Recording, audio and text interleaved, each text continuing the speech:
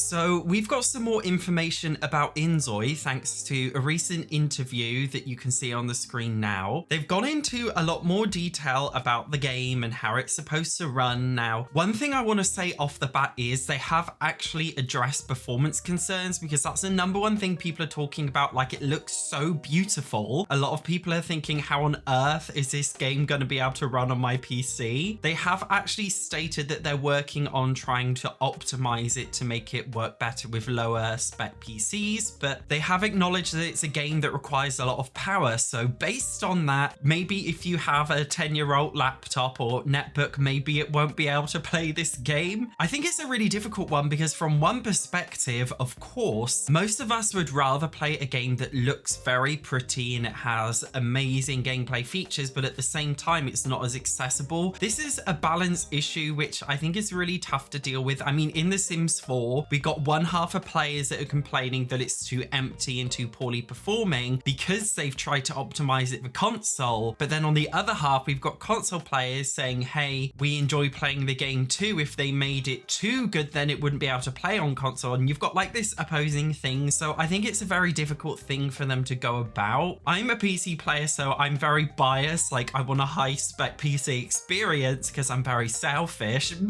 Maybe they could have like a high performance mode for lower spec PCs. I don't know. We're going to have to wait and see. They did also speak a little bit about the advent of this game coming, because the developers who are making this game are not really known for life simulation games. They're known for example, PUBG, a game about shooting people. It's a game that's a little bit like Fortnite if you don't know it. The lead developer was talking about how he just wanted to make the life simulation game of his dreams and how they wanted to apply an open world concept to that. It was stated in the interview that the world map is deliberately quite small because they wanted to make it bigger, but it wouldn't perform well, so now it's smaller. Obviously, the entire world is completely Korean. It's made by Korean developers. I'm actually really excited about this. I think it's something new and unique. It's something very different in the life simulation gaming genre. They also spoke about something really interesting about the world, is that obviously because it's like a big city world, there are like billboards in the city, and they said that you can link the billboards to a YouTube video and play a YouTube video like in the background of the world, which I think is really funny. I don't know how that would work in real life. I don't know what kind of gameplay impact that would have. I think it's quite funny and interesting though. In terms of the gameplay itself though, they've actually said some very interesting things which I'd like to talk about. So firstly, they were talking a lot about social interaction and repercussions. They gave an example in the game about how as a parent, you might be able to give your child pocket money or an allowance every week or whatever. And if you do so, it may raise the relationship between the parent and child. But if you give them too much money as pocket money too often, your child might grow up to be very, very spoiled, which I think is a very interesting thing. I mean, the Sims 4 Parenthood pack may basically be becoming like in the base game of InZOI. I don't know. In terms of how parenting affects their future, I think it's a really interesting one. They also mention about how in other life simulation games, aka The Sims 4, conversations were always the same no matter who you were speaking to. So they've mentioned how talking to family members, for example, might, you know, the conversation might be very different to how if you were talking to a complete stranger. They were also talking about how they can use your character's traits in order to change the course of the conversation. They also mentioned how it's possible to have like over 300 different factors which affect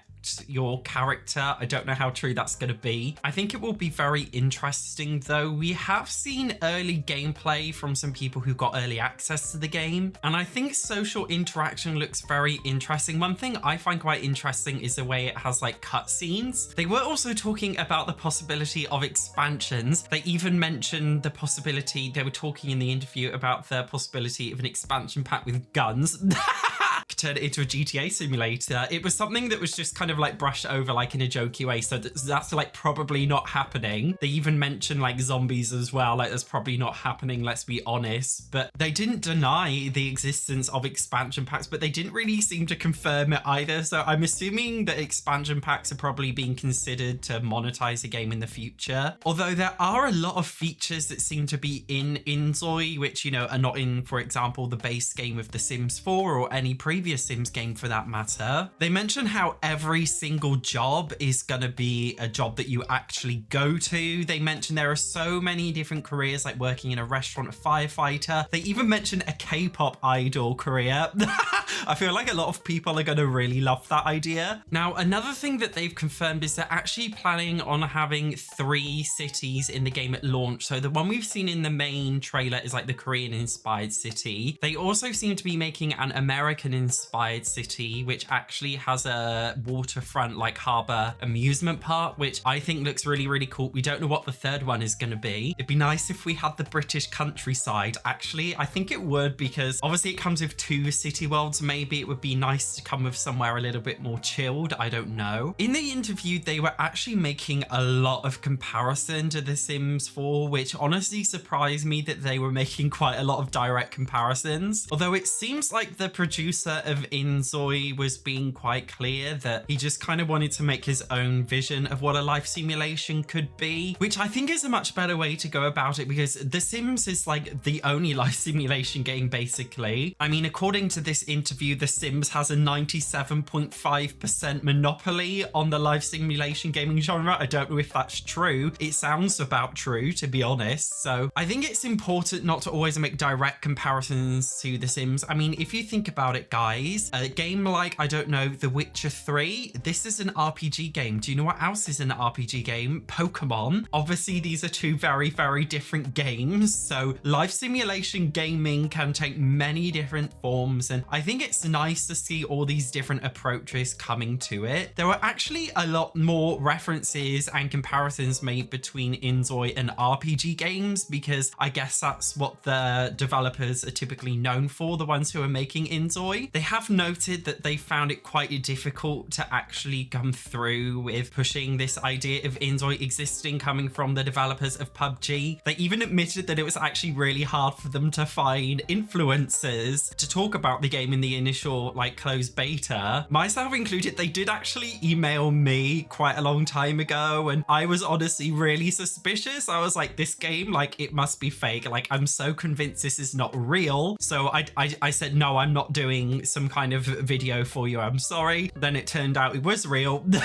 That was my bad. It's safe to say it's a very random game coming from a random developer. Like, it's a weird mix. But sometimes I think a weird mix like this can drive forward something that maybe we've never seen before, which could be quite interesting. They also spoke about the difficulties of the fact that life simulation games tend to be enjoyed more by a Western audience rather than a general Asian audience, despite they're obviously Korean developers, and about the difficulties of trying to make it appeal to a Western audience, but also keeping it in line with like their values. Honestly, I would rather a life simulation game that felt a little bit more Korean culturally. Like, I love something completely different. The Sims has always been very like America central. I would like a life sim game that doesn't feel like the US, something that feels quite culturally different. I think that's quite exciting to me. The only like huge like a bit of speculation that I've been hearing a lot of people talk about, something that's maybe a little bit controversial, is the inclusion of LGBT. Not necessarily just LGBT, but a lot of people have been asking for, well, not asking for, because obviously the Sims community is very, very demanding, very, very toxic. They've been demanding things to do with, you know, gender and non-binary and pronouns and things like this in the game. I think it's a really difficult one. As far as I'm aware, the Korean language probably doesn't have, assuming it's similar to Japanese, the Korean language, they more than likely don't use pronouns in the same way that we do. In Japanese, they don't even have pronouns. They have words that are kind of like pronouns, but they're not really pronouns. So, you know, this whole thing of, you know, I identify as a Zizemza, whatever, it is a very Western thing. Having, for example, same-sex attraction, this isn't a Western thing. Whether or not it's tolerated or not in other countries, it's something that exists globally. Non-binary identifiers and labels, on the other hand, they're not something that exists globally. That's just the truth. It is a very Western concept that came up during the pandemic. So I think it's an interesting one. I do think that they should include LGBT people. They should include a sexual orientation system, in my opinion, and they should include, I don't know, like if you can make your character like masculine biology but put them in like female clothes, female hairs to replicate trans. But then I know a lot of trans people who just play as like binary Sims in The Sims 4. So like I've seen, for example, male to female trans people just play as female characters because that's what they see themselves as. They don't see themselves as a biological male dressed as a female, they just see themselves as a female. So some people might say, I don't want this, but then other people do. I think it's very confusing. It's literally not for me to talk about because I have no idea. But I definitely think having at least some inclusion is very important if they want to be a part of the Western gaming community and sell InZOI there. You guys let me know how you feel about InZOI and if it looks like something that you want to play. It certainly looks very exciting for me. Thank you very much for watching. I will see you in the next one.